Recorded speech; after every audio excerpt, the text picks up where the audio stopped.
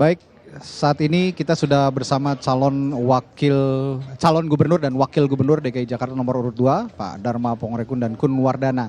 Saat ini sudah bersama kita semua, juga ada teman-teman dari media yang akan memberikan pertanyaan kepada para pasangan calon, termasuk juga pasangan calon nomor urut 2. Kami batasi waktu untuk rekan-rekan media selama 15 menit. Untuk mengajukan pertanyaan, silakan mengajukan tangan dan sebutkan nama dan dari media mana, silakan. Baik. Rekan-rekan media yang bertanya, silakan. Silakan. Izin Bang, tadi sempat agak keras suaranya Mas. Nama saya Edi dari Rakyat Merdeka. Tadi sempat Ridwan Kamil mempertanyakan masalah mungkinkah Jakarta ada pertanian. Tadi cukup mungkin beliau juga tidak puas ya. Ini bagaimana Dharma Kun dan pasangannya mewujudkan pertanian yang ada di lingkungan Jakarta yang saat ini kan minim wilayah untuk bisa ditanami pertanian. Ya. Sangat mungkin, ya, sangat mungkin Pak. Gunanya untuk apa? Untuk perwujudan pangan mandiri. Jadi setiap kecamatan kita jadikan kota wisata sehingga pertanian mandiri di situ bisa berkembang. Kami akan menyiapkan tim ekonomi adab yang terdiri dari guru-guru honorer dan juga ahli di bidang pertanian yang akan mengajarkan kepada rakyat untuk membina rakyat dan sekaligus memberikan Memberikan bibitnya. Jadi bukan saja kami buat programnya lalu kami lepas, tapi kami punya pola membina dari mulai merangkak, berdiri, berjalan, sampai berlari, sampai menghasilkan, dan tadi tidak akan kami lepaskan sampai kami selesai menjabat kalau Tuhan izinkan. Ya, Valentina silakan. Kompas TV mau melanjutkan pertanyaan yang tadi aja. Kan tadi kan mungkin bahwa mewujudkan pangan mandiri di Jakarta tuh akan berhasil. Apa tanamannya yang paling memungkinkan untuk ditanam dengan tanah yang ada, kondisi tanah yang ada di Jakarta? Nah kemudian yang kedua, tadi yang menarik adalah ada debat mengenai tentang pariwisata, yakni Bapak menanyakan tentang suku Baduy ke 03. Apa Pak korelasinya, padahal kan yang ditanyai adalah tentang pariwisata di Jakarta. Mengapa Baduy itu dibawa dalam debat kali ini? Karena Baduy tidak bisa terlepas dari nilai-nilai yang ada di Baduy. Itu bisa menjadi inspirasi untuk membangun adab Jakarta. Bukan berarti kita harus menjadi mundur kembali, tetapi begitu tingginya adab yang ada di Baduy. Sementara kami punya visi untuk membangun Jakarta 5 tahun ke depan dengan menerapkan filosofi adab rumah rakyat Jakarta, di mana terasnya di depan luas dan ada pagarnya. Maknanya apa? Silahkan datang ke tempat kami, tapi jangan rusak adab kami. Di mana bumi dipijak, di situ langit dijunjung. Nah, kebetulan Pak Rano Karno adalah calon wakil gubernur daerah khusus Jakarta. Jangan sampai yang selama ini kita pahami bahwa beliau sangat mempertahankan budaya, tetapi kontrari efek di saat yang lain jejak digitalnya justru tidak sesuai dengan apa yang telah beliau sampaikan. Karena Puun itu pemimpin adat di Baduy, khususnya Baduy dalam, itu tidak setuju Baduy dijadikan tujuan wisata. Bahkan ada kok dijak-dijalnya untuk mencabut Baduy sebagai tujuan destinasi wisata. Bahkan datang ke presiden pun meminta untuk dicabut. Itu yang saya tahu. Tanaman yang paling mungkin ditanam di Jakarta dengan sistemnya? Semua tanaman mungkin karena bibitnya dari kami. Apa yang mau dikasih? Apa yang memang dibutuhkan sebagai kebutuhan bahan pokok. Contoh misalnya seperti cabai, seperti padi pun bisa. Makanya kami yang akan memberikan benihnya dan kami yang akan membimbing sampai betul-betul mampu tanpa pupuk. Karena pupuk harganya mahal. Dan ini bagus untuk apa? Untuk bagian daripada preventive medicine. yang diperlukan oleh kita semua, sehingga biaya hemat, tidak perlu sering-sering datang ke rumah sakit. Satu pertanyaan terakhir, silakan. Irin dari CNN, Pak, tapi memungkinkan tidak? Karena tanah di Jakarta selain mahal juga semakin sempit. Jadi orang lebih butuh rumah daripada butuh tanaman. Saya beri contoh, mari kita lihat ke Kampung Bayam. Kampung Bayam sudah betul-betul menjalankan, dan nanti Kampung Bayam akan saya jadikan prototipe untuk diikuti kampung-kampung yang ada di Jakarta yang lainnya. Kampung Bayam sudah berhasil. Makanya kenapa dibilang Kampung Bayam? Karena mereka mampu menjalankan pangan mandiri. Baik. Bayam ya? Ya, masih ada waktu sekitar 5 menit. Silakan Mas kalau masih ada pertanyaan. Saya Celia Alexander dari TV One mau tanya soal getuk tular adab tadi sempat Bapak sampaikan. Tapi tadi Bapak sampaikan bahwa ibu-ibu yang libur dan juga cuti ini untuk WFH. Apakah nanti ibu-ibu yang menyusui ini akan bekerja juga dari rumah atau seperti apa menurut Bapak? Jadi begini, yang saya maksud dengan libur, ketika dia sedang mengasuh anaknya, dia bisa bekerja dari rumah, dia juga bisa mengikuti, tetap menjalankan getuk tular adab. Getuk tular adab ini apa? Yaitu pusaran ekonomi Jakarta, di mana rakyat tidak perlu lagi mengejar uang, tetapi uang yang mengejar rakyat. Jakarta menjadi bonggol dari pohon akar, di mana akarnya akan menjalar sampai ke global.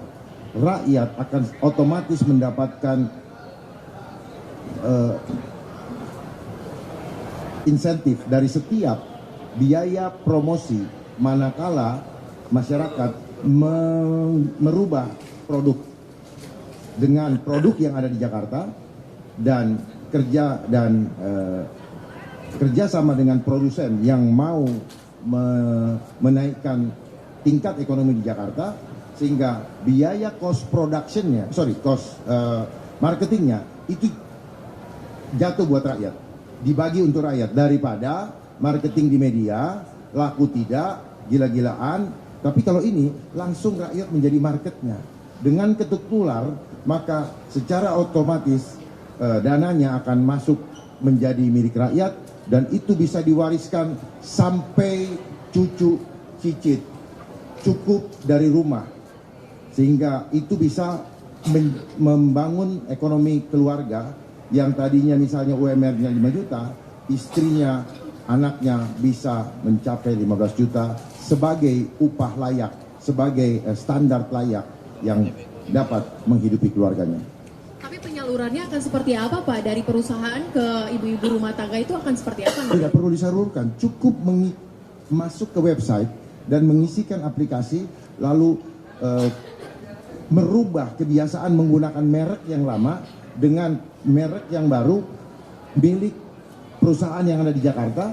Maka dengan kekompakan ini, Jakarta akan bebas dari kemiskinan, karena otomatis akan mendapatkan passive income dari setiap yang mengikuti program getuk tular adab. Ini ibarat mega koperasi adab. Ya. Jadi tidak perlu lagi, tidak perlu lagi pusing dengan segala macam ketimpangan sosial. Otomatis akan dapat. Gitu. Dan ini menyelesaikan hampir semua masalah. Getuk tular itu macam-macam. Dari getuk tular bisa kita mendapatkan produk untuk kesehatan tubuh. Ini bagian daripada kesehatan preventive medicine. Bagaimana? Debat hari ini puas nggak dibandingkan debat yang lalu-lalu? Ini bukan masalah puas tidak puas, karena kami bukanlah untuk memuaskan, tetapi kami melakukan apa yang bisa kami lakukan sesuai dengan ridho Allah. Terima kasih. Waktunya sudah habis ya teman-teman. Terima kasih pasangan calon nomor urut 2 Bapak Dharma Pongrekun dan Kun Wardana sudah berbagi feedback kita terkait debat malam hari ini. Terima kasih dan sukses selalu Bapak-bapak. Terima kasih Bapak-bapak bisa meninggalkan bisa tempat. melalui jalur ke sini.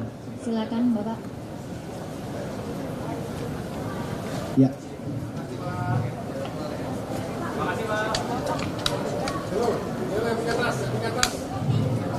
Kita sudah kita saksikan pernyataan dari pasangan calon nomor urut 2. Ya. Selanjutnya kita masih Dharma menantikan Pongrekun dan Kun Wardana, dan masih menantikan nanti keterangan setelah ini pasangan pers calon dari nomor pasangan calon lainnya. urut 3. Ada Baik. Pak Pramono Anung dan Pak Rano Karno yang akan bersama kita nanti untuk ditanya oleh masing-masing media yang sudah hadir di sini.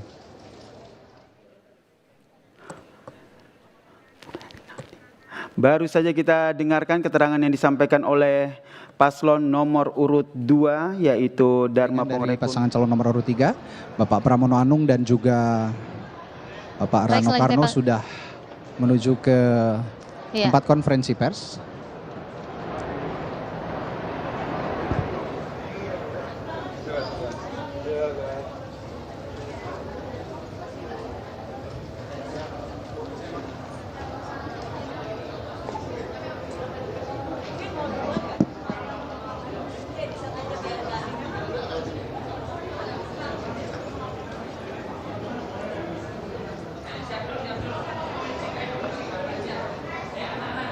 Ya, pasangan calon nomor urut 3 Pak Pramono Anung dan Bapak Rano Karno, pasangan calon gubernur dan wakil gubernur nomor urut 3, kita akan langsung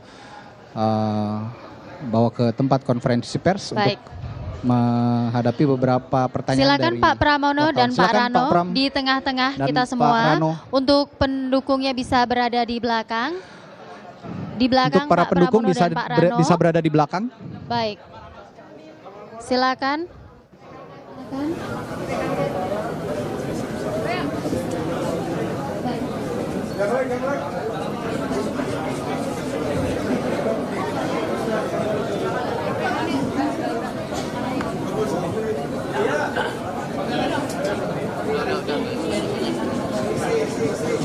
Sambil mohon tenang. Ya, mohon tenang para pendukung. Kita akan mulai sesi konferensi persnya. Silakan rekan-rekan media, 3 penanya terlebih dahulu. Gantiannya Mbak dulu, silakan. Ya, sebutkan nama dan medianya. Silakan. Mas Pram dan Bang Dul, perkenalkan nama saya Siti Nurhaliza dari kantor Berita Antara. Yang mau saya tanyakan tadi kan terkait 300 miliar untuk UM di Jakarta, itu tuh nantinya bakal difokuskan di bidang apa?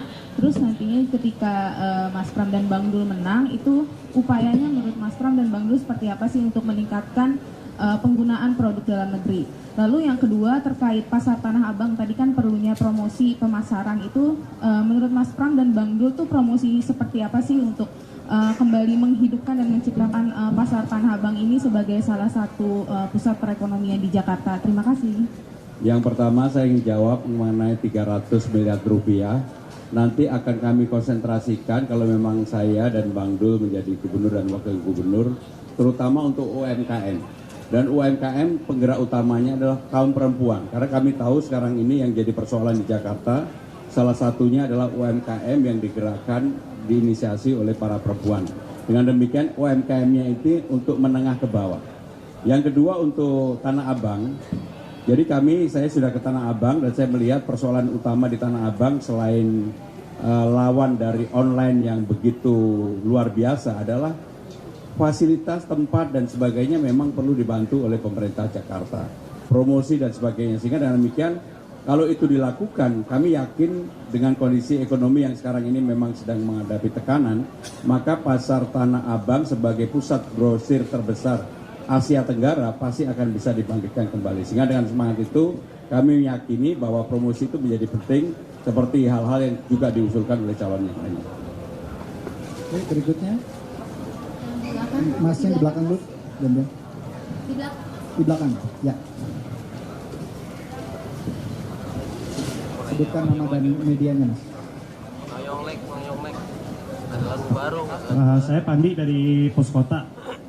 Bang Dul dan Mas Prab izin masih berkaitan dengan pasar. Ini banyak keluhan dari masyarakat khususnya pedagang tradisional ya, yang mengeluhkan sekarang ini pasar tradisional itu sepi karena banyaknya menjamurnya pasar modern.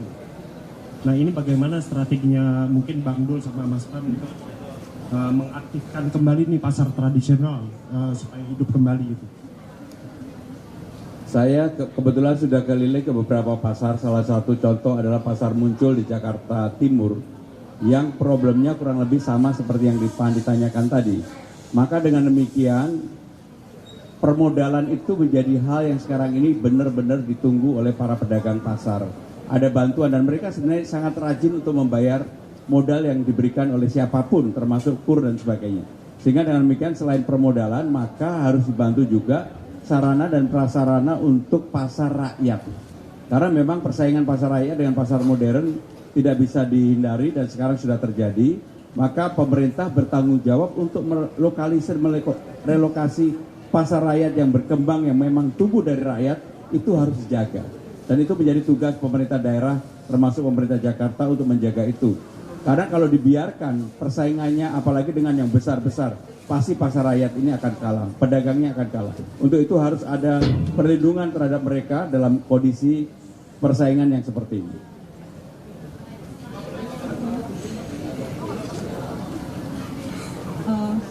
Silakan. Silakan. Untuk Bang Dul, tadi ada salah satu jurus menekan inflasi di Jakarta adalah membangun hunian TOD. Nah, padahal sebenarnya di Jakarta sudah banyak hunian TOD. Namun sayangnya tidak bisa dijangkau oleh masyarakat, terutama di wilayah Jakarta sendiri karena daya beli, kemampuan belinya sangat rendah karena harganya mahal sekali. Jurus yang sangat spesifik yang akan Bang Dul terapkan nanti kalau terpilih apa sih untuk supaya masyarakat bisa mengakses hunian TOD itu? Oke, memang Jakarta ini tidak bisa cara lain kecuali vertikal. Itu dulu konsep awal. Kalau kita paksakan dengan bangunan tapak, Jakarta nggak akan pernah selesai menyelesaikan problematik tentang hunian. Nah, memang tapak ini kan banyak jenis. Ada rusunawa, ada rusunami. Kalau kita naikin lagi ada kondominium, naik lagi ada apartemen. Itu beda-beda, Mbak. Nah, tentu harus kita ciptakan adalah segmen mana harus kita ciptakan. Nah, tentu pemerintah daerah harus fokus kepada segmen memang sanggup untuk membeli hunian ini. Nah, jadi itulah pendekatan kami bahwa kita akan melakukan banyak sekali pembangunan di daerah yang urban. Karena apa? Kita akan menggunakan fasilitas atau lahan-lahan yang memang milik Pemda. Misalnya tadi dikatakan kecamatan, kelurahan, kita bangun ke atas.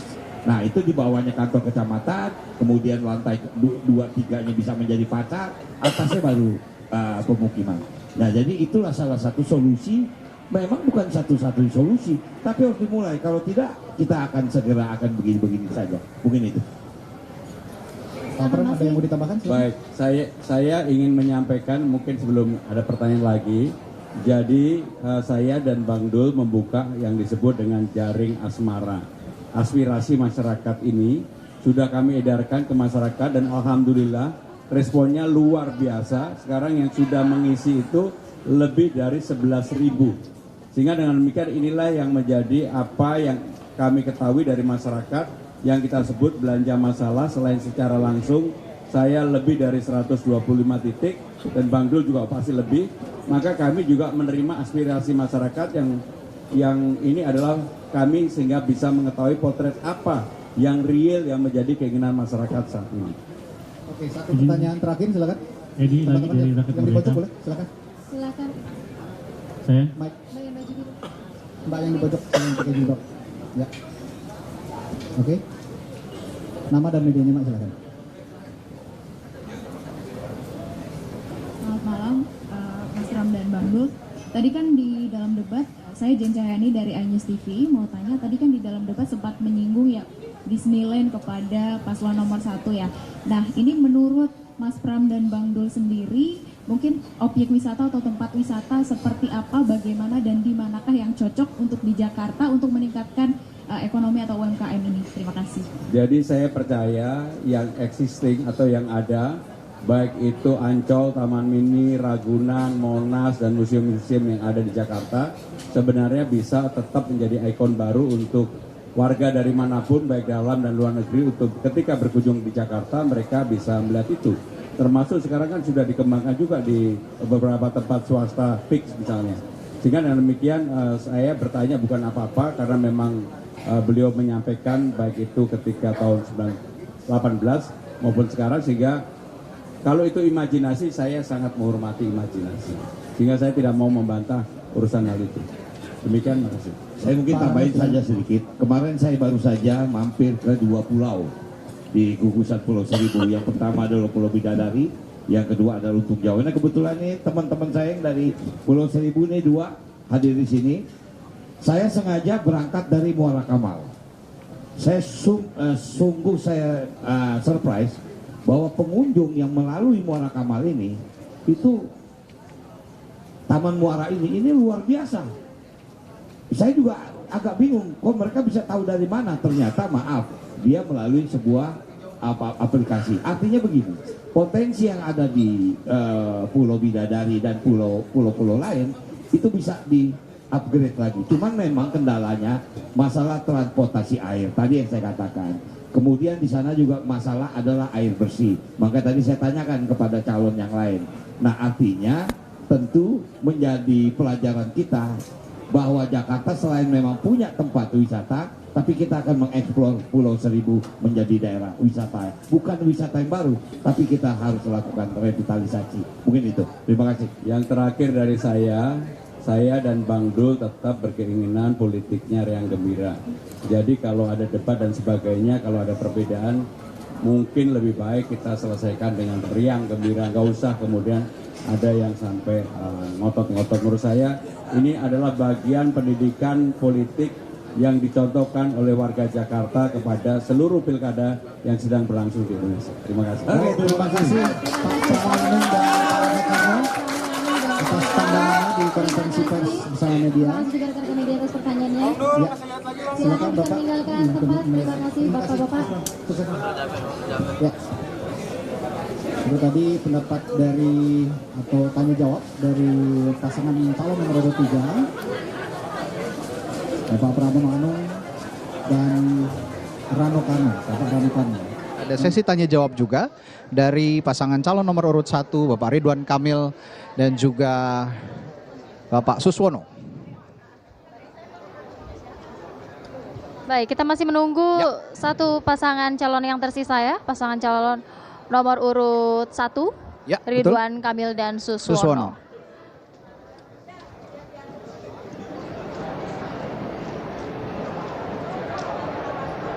Kalau lihat debat tadi Happy, ini memang sangat seru dan mudah-mudahan keseruan debat tadi bisa setidaknya sudah membuka membuka pilihan publik, membuka preferensi publik terhadap siapa calon pilihannya, pasangan calon mana yang akan dipilih nanti pada tanggal 20. Betul sekali Radit, tentunya harapannya adalah semoga debat kedua yang baru saja berlangsung tadi ini dapat membantu memberikan wawasan kepada para pemilih di Jakarta terhadap seluruh paslon gubernur dan wakil gubernur Jakarta. Dan tentu saja habis ini mereka akan kembali berkampanye dan bersiap-siap untuk menghadapi debat ketiga nantinya. Betul. Pada tanggal 17 November 2024 yang tentunya akan memiliki tema-tema yang lebih seru lagi untuk akan mengangkat tema yang berbeda ya. Tentunya ini adalah tema yang pastinya sesuai dengan kebutuhan publik begitu. Ya, seperti tema hari ini juga sangat menyentuh langsung ke masyarakat. Lagi-lagi saya singgung soal ibu-ibu ini. Karena tema hari ini adalah ekonomi dan kesejahteraan sosial. Perempuan juga besar sangat jumlahnya besar, di Jakarta ini. Dan bahkan lebih besar sedikit dari pemilih laki-laki. Itu jumlahnya sekitar 4.800.000 kalau saya tidak salah, dan pemilih laki-lakinya adalah 4.700.000 orang di Jakarta ini. Kita masih menantikan kehadiran dari pasangan calon nomor urut 1, Bapak Ridwan Kamil dan Bapak Suswono, yang tadi juga sudah mengikuti sesi debat untuk kembali hadir di tengah-tengah kita menghadapi sesi tanya jawab dari para wartawan di malam hari ini.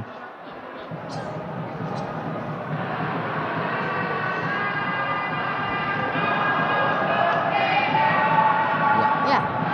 Dan nanti setelah keterangan pers yang diberikan oleh paslon terakhir ini, paslon nomor urut 1, nanti juga akan ada keterangan pers yang akan diberikan oleh KPU DKI Jakarta. Tentu saja sekalian juga untuk mengevaluasi ya penyelenggaraan debat hari ini, apa-apa saja yang kurang dan apa yang harus ditambahkan, disempurnakan lagi nanti pada saat debat ketiga pada 17 November 2024 yang akan datang.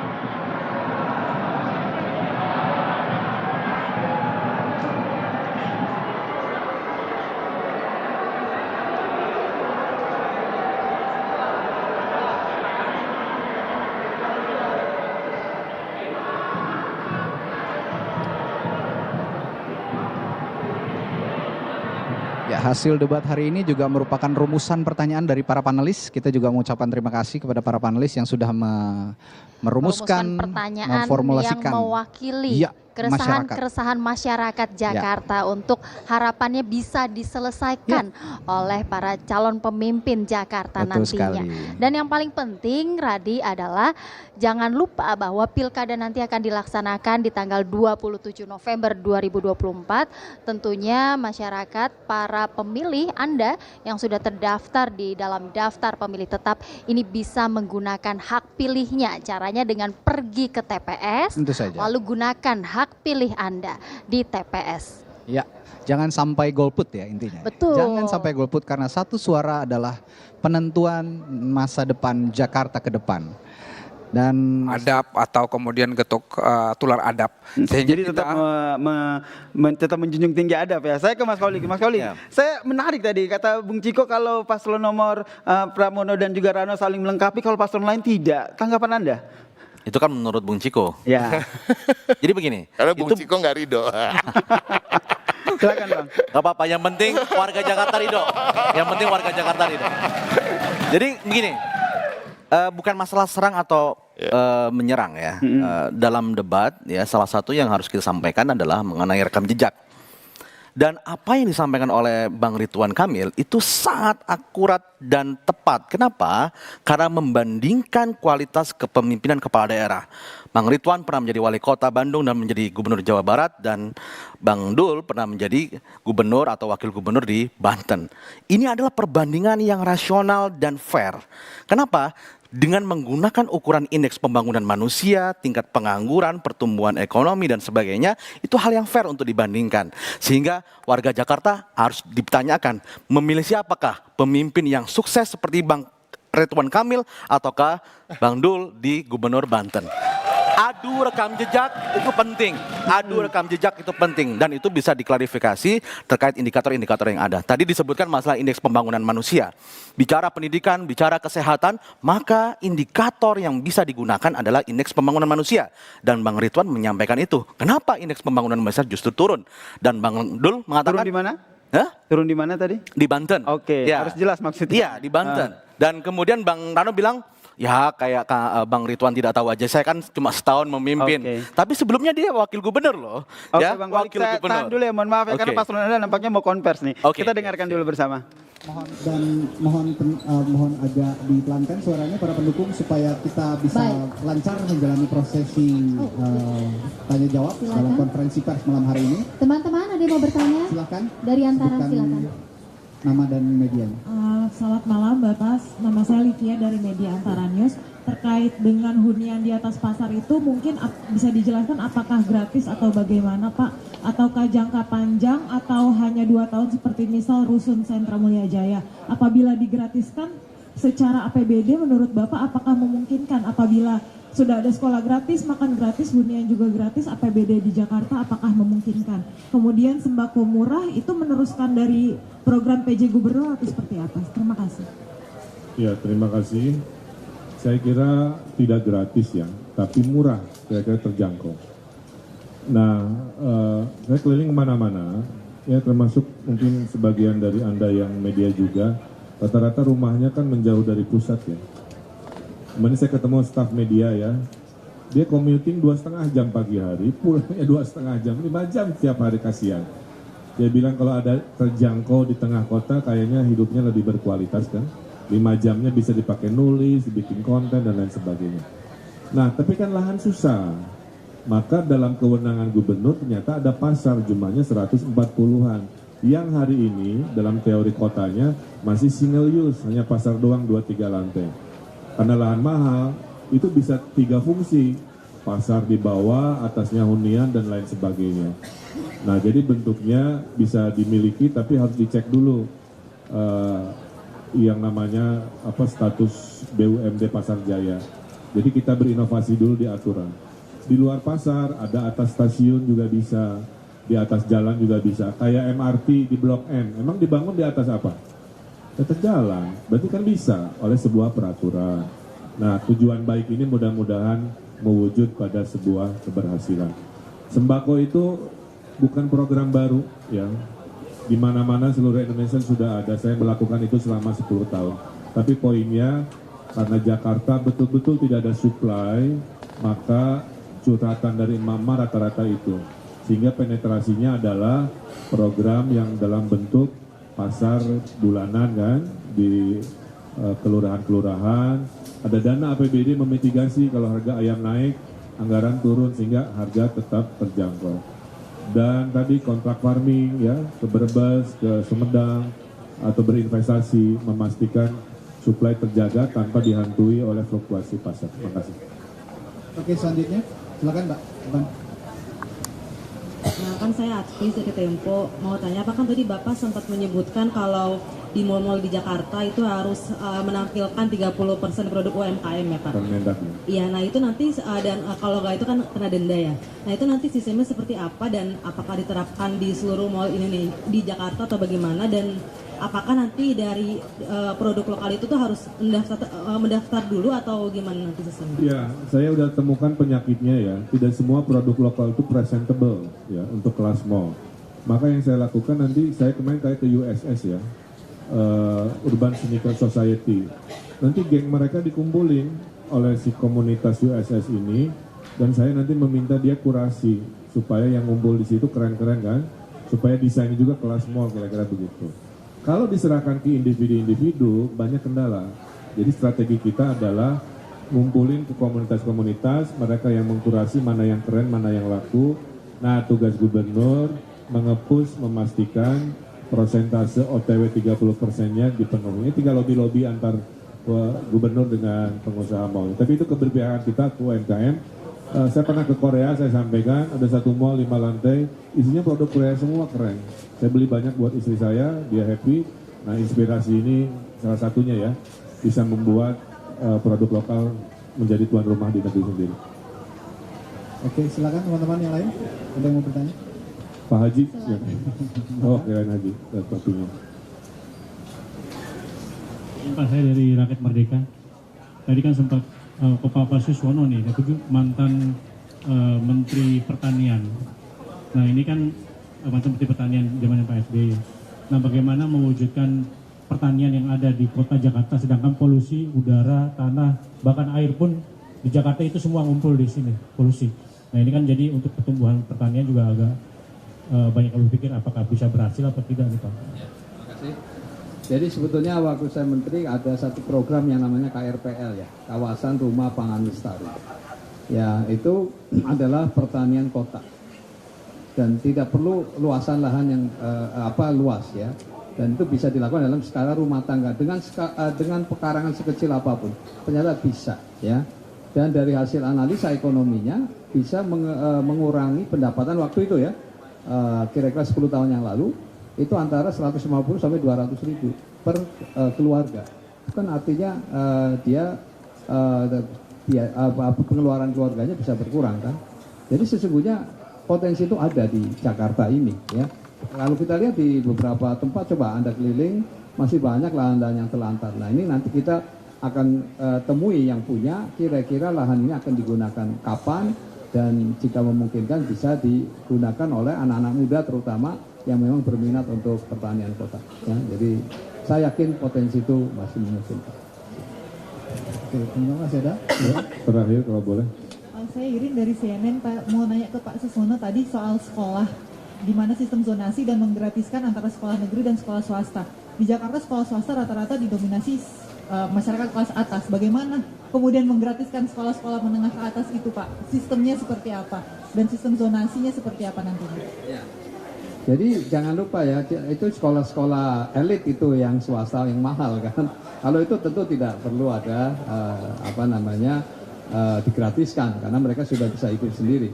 Justru ini sekolah-sekolah yang pada umumnya mereka ini di perkampungan ini tersedot ya, ada keluhan dari mereka. Pas setelah ada zonasi, mereka pada lari ke negeri. Yang kedua juga dia dapat gratisan, sementara yang di swasta enggak ya.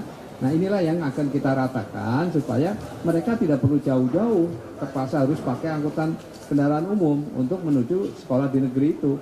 Padahal di situ sesungguhnya ada swasta. Nah tinggal bagaimana kita meningkatkan kualitas sekolah tersebut ya, dengan gurunya diberdayakan dengan pendapatan yang juga memadai. Oh iya, justru itu. Ya, yang disebut sekolah gratis itu Mbak. Jadi memberikan dibayar oleh pemerintah provinsi ke swasta yang ditunjuk. Kan swasta rentangnya ya, ada rentang mewah sekali, itu bukan golongan itu. Ini swasta yang menengah, yang lebih terjangkau di pemukiman-pemukiman lebih padat. Saya kira itu maksudnya. Oke, terima kasih semuanya. Mudah-mudahan debat malam ini berkenan di warga Jakarta ya. Dan tadi di akhir saya tekankan lagi kalau boleh diliput media, mengucapkan terima kasih ya kepada PKK yang mendengarin kami, Posyandu yang nyambut kami, Jumantik, LKK, Karang Taruna, Desa Wisma dan lain-lain. Makanya rasa terima kasih kami, insentifnya akan dinaikkan. Khusus RT RW selain operasionalnya dinaikkan, ada anggaran baru namanya dana operasional atau anggaran kehormatan 2 juta untuk RT, 2,5 juta untuk RW. Mudah-mudahan berita ini bisa disebarluaskan media. Ini berbeda dengan dana operasional. Sehingga Jakarta 5 tahun semua semangat, semua berubah dengan cara kolaborasi. Terima kasih, hatur nuhun, selamat malam. Assalamualaikum warahmatullahi wabarakatuh. Terima kasih Pak Ridwan, Pak Suswono bisa meninggalkan tempat konferensi pers. Terima kasih juga untuk rekan-rekan media.